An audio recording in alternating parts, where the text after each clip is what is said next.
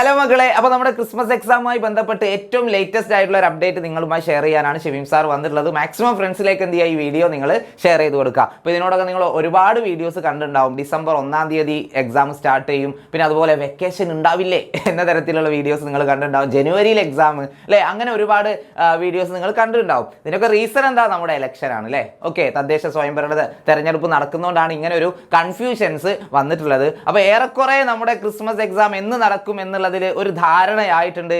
നമുക്ക് വിശ്വസിക്കാൻ പറ്റുന്ന തരത്തിലുള്ള ഒരു വാർത്തയാണ് ഇപ്പോൾ വന്നിട്ടുള്ളത്. അതുകൊണ്ട് ഇത് എല്ലാവർക്കും എന്ത് ചെയ്യുക, ഷെയർ ചെയ്ത് കൊടുക്കുക. ആരെങ്കിലും ക്രിസ്മസ് എക്സാമിന് ഇനിയും പ്രിപ്പയർ ചെയ്യാൻ തുടങ്ങിയിട്ടില്ലെങ്കിൽ ഇപ്പോൾ തന്നെ എന്ത് ചെയ്യുക, പ്രിപ്പയർ ചെയ്ത് തുടങ്ങുക. റിവിഷനൊക്കെ അടിപൊളിയായിട്ട് സ്റ്റാർട്ട് ചെയ്യുക. എക്സാമിനർ എപ്പോഴും നിങ്ങളുടെ കൂടെ ഉണ്ടാവും. ആർക്കെങ്കിലും നമ്മുടെ ബാച്ചിലൊക്കെ ജോയിൻ ചെയ്യണം താല്പര്യം ഉണ്ടെങ്കിൽ താഴെ കാണുന്ന നമ്പറിൽ എന്ത് ചെയ്യുക, ഒന്ന് കോൺടാക്ട് ചെയ്യുക. ഓക്കെ, നമുക്ക് ന്യൂസിലേക്ക് പോകാം.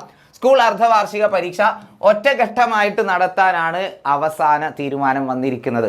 ഓക്കെ, ഒറ്റഘട്ടമായിട്ടാണ് നടത്തുന്നത്. ഞാൻ പറയുന്നതല്ല, നമുക്ക് നോക്കാം. യെസ്, തദ്ദേശ തെരഞ്ഞെടുപ്പിനെ തുടർന്ന് വിദ്യാഭ്യാസ കലണ്ടർ താളം തെറ്റിയെങ്കിലും സ്കൂൾ അർദ്ധവാർഷിക പരീക്ഷ ഒറ്റഘട്ടമായി തന്നെ നടത്താൻ ആലോചന. ഇതിനായി ക്രിസ്മസ് അവധി പുനഃക്രമീകരിക്കാൻ മന്ത്രി വി ശിവൻകുട്ടിയുടെ അധ്യക്ഷതയിൽ ചേർന്ന യോഗത്തിൽ ധാരണയായി. ഓക്കെ, അപ്പോൾ അത് വെറുതെ പറയുന്നതല്ല, വിദ്യാഭ്യാസ വകുപ്പ് മന്ത്രി അവർ ഉന്നതതല യോഗം ചേർന്ന് തീരുമാനിച്ച കാര്യമാണ്. ഒറ്റഘട്ടമായിട്ട് തന്നെ എന്ത് ചെയ്യണം, പരീക്ഷ നടത്തണം എന്നുള്ളത്. നമുക്ക് ബാക്കി നോക്കാം.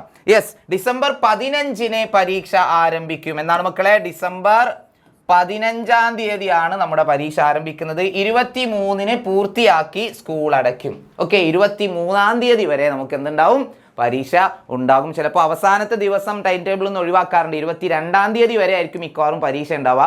23-ാം തീയതി എന്ത് ചെയ്യുന്നു, പരീക്ഷയൊക്കെ അവസാനിച്ച് ക്ലോസ് ചെയ്യുന്നു. ഇൻ കേസ് നമ്മുടെ പരീക്ഷ നടത്താം, ഇപ്പോൾ 15-ാം തീയതി എന്തെങ്കിലും ബന്ധമൊക്കെ വന്നു വിചാരിക്കുക, ഹർത്താലൊക്കെ വന്നു കഴിഞ്ഞാൽ ആ പരീക്ഷ എങ്ങോട്ടാണ് സാധാരണ മാറ്റി വെക്കാറ്, ഏറ്റവും അവസാനത്തെ ആ ഒരു ദിവസത്തേക്കാണ് മാറ്റി വെക്കാറ്. റിസർവ് ഡേ എന്നൊക്കെ പറയും. 23-ാം തീയതിയിലേക്ക് ആ പരീക്ഷ മാറ്റി വെക്കും. ഓക്കെ, പിന്നെ ജനുവരി 5-നാകും തുറക്കുക. ഓക്കെ, ജനുവരി 5-ന് നമ്മുടെ സ്കൂൾ വീണ്ടും റീ ഓപ്പൺ ചെയ്യും. ഓക്കെ, അപ്പോൾ 23-ാം തീയതി കഴിഞ്ഞാൽ 24, 25, 26, 27, 28, 29, 30, 31, 1, 2, 3, 4, 5 ഇത് കുറച്ചധികം ദിവസം ഉണ്ടല്ലോ എന്ന് വിചാരിക്കേണ്ട. ചെറിയൊരു പണി എന്തോ ഉണ്ട്, നോക്കാം. യെസ്, ഹയർ സെക്കൻഡറി വിഭാഗത്തിലെ 1-2 പരീക്ഷകൾ സ്കൂൾ തുറന്ന ശേഷം ജനുവരി 7-ന് നടക്കും. അന്തിമ തീരുമാനം വിദ്യാഭ്യാസ നിലവാര സമിതി QIP യോഗത്തിലെടുക്കും എന്നാണ് പറയുന്നത്. അപ്പോൾ ഫൈനലൈസ് ചെയ്തിട്ടില്ല. മിക്കവാറും ഈ QIPയിലുള്ളതും എന്ത് തന്നെ ആയിരിക്കും, വിദ്യാഭ്യാസ വകുപ്പ് മന്ത്രി ശിവൻകുട്ടി സാറൊക്കെ ഇരുന്ന് ചർച്ച ചെയ്തിട്ട് ഒരു കാര്യം തീരുമാനിച്ചിട്ടുണ്ടെങ്കിൽ QIPയിലും മിക്കവാറും അതേ ഒരു തീരുമാനം തന്നെ വരാനാണ് സാധ്യത ഏറ്റവും കൂടുതൽ. അതുകൊണ്ട് ഈ ഒരു രീതിയിൽ തന്നെ ആയിരിക്കും നമ്മുടെ എക്സാം നടക്കാൻ വേണ്ടി പോകുന്നത് കേട്ടോ. ഓക്കെ, തെരഞ്ഞെടുപ്പിൻ്റെ പശ്ചാത്തലത്തിൽ 2 ഘട്ടമായി പരീക്ഷ നടത്താനുള്ള സാധ്യത തേടിയിരുന്നു. മുമ്പ് അങ്ങനെ ഒരു ആലോചന ഉണ്ടായിരുന്നല്ലോ അല്ലേ. എന്നാൽ അവധിക്ക് മുൻപും ശേഷവുമായുള്ള പരീക്ഷ വിദ്യാർത്ഥികളിൽ മാനസിക സമ്മർദ്ദം ഉണ്ടാക്കുമെന്നാണ് വിലയിരുത്തൽ. ഓക്കെ, അപ്പോൾ അത് നമുക്ക് ഉണ്ടായിരുന്ന ഒരു ആശങ്കയാണ്. അതായത് വെക്കേഷനിൽ മര്യാദക്ക് എന്ത് ചെയ്യാൻ പറ്റില്ല, നല്ലപോലെ എൻജോയ് ചെയ്യാൻ പറ്റില്ല, പരീക്ഷയുണ്ട്. അപ്പോൾ അത് തീർച്ചയായിട്ടും അവർ കണക്കിലെടുത്തിട്ടുണ്ട്.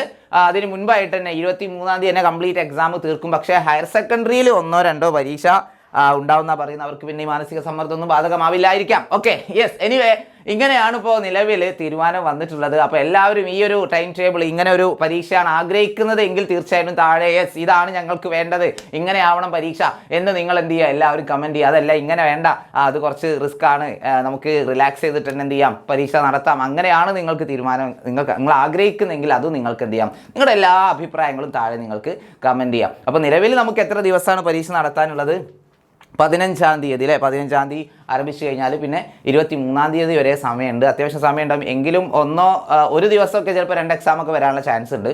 എനിവേ എല്ലാ പരീക്ഷയിലും നമുക്ക് ഉണ്ടാവുന്നതാണ് അല്ലേ. ഫസ്റ്റ് ടൈം ആണെങ്കിലും സെക്കൻഡ് ടൈം ആണെങ്കിലും ഒരു ദിവസം 2 എക്സാമൊക്കെ വരാറുണ്ട്. അത് നമ്മൾ എക്സ്പെക്റ്റഡ് ആണ്, അത് വലിയ വിഷയമല്ല. അപ്പോൾ എല്ലാവരും എന്ത് ചെയ്യുക, ഈ വീഡിയോ മാക്സിമം ഫ്രണ്ട്സിലേക്ക് ഷെയർ ചെയ്യുക. നിങ്ങളുടെ അഭിപ്രായം എന്താണെന്നുള്ളത് താഴെ കമൻറ്റ് ചെയ്യുക. അപ്പോൾ ഇതേപോലെ ക്രിസ്മസ് എക്സാമുമായിട്ട് ടൈം ടേബിളൊക്കെ വന്നാൽ ഉടൻ തന്നെ നിങ്ങളെ എക്സാമിനർ ഫാമിലി അറിയിക്കുന്നതായിരിക്കും. അപ്പോൾ വീണ്ടും കാണാം. അതുവരെ ടാറ്റ, ബൈ ബൈ.